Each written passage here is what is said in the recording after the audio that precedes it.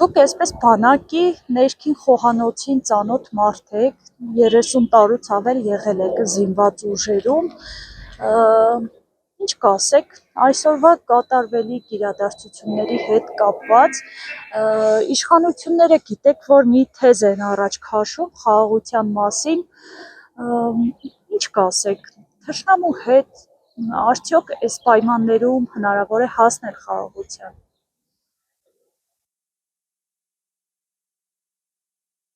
Պիտի այնքան ուժեղանանք, որ հասնենք թշնամու հետ նստենք բանակցությունների սեղանի շուրջ։ Պիտի թշնամուն հավասար մակարդակի, ոնց որ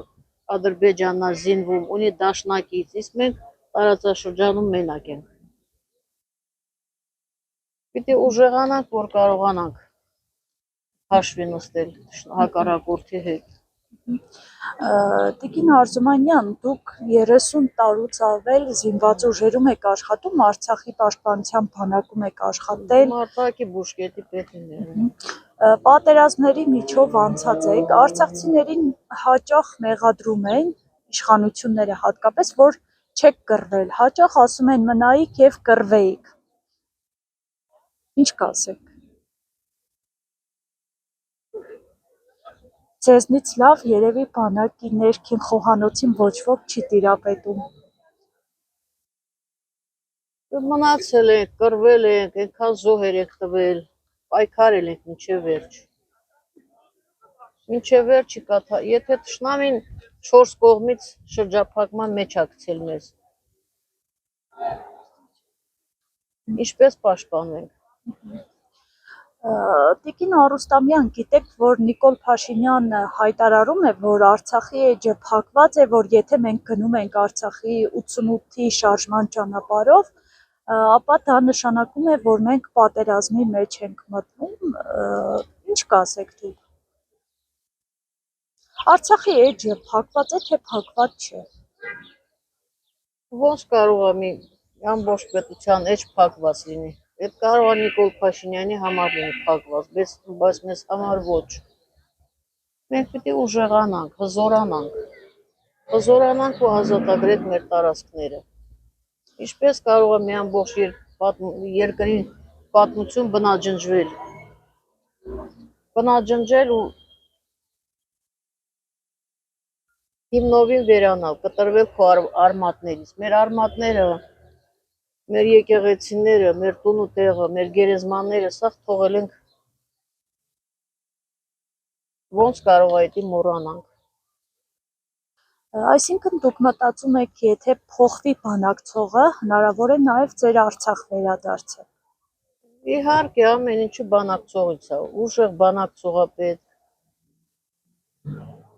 Չունենք մեզ դաշնակիցներ, մենք պիտի ուժեղանանք։ Միայն ուժեղ բանակի շնորհիվ մենք կարանք մեր տարածքները, մեր երկիրը հետ վերադարձնել։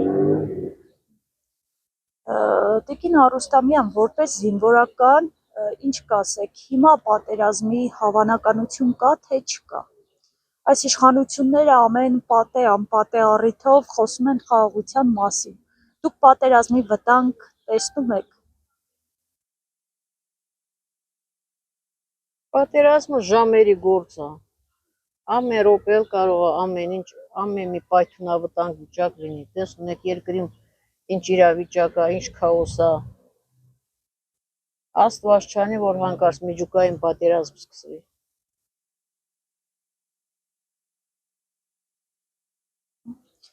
Ցանկացած արցախցի իր հոգու խորքում հույս ունի տուն վերադարձի։ Ինչպես եք պատկերացնում ձեր դեպի տուն վերադարձը Արցախ։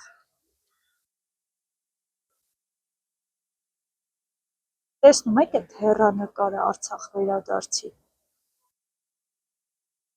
Միայն պայքարելով, պայքարի միջոցով, պիտի պայքարենք, դաշնակիցներ գտնենք։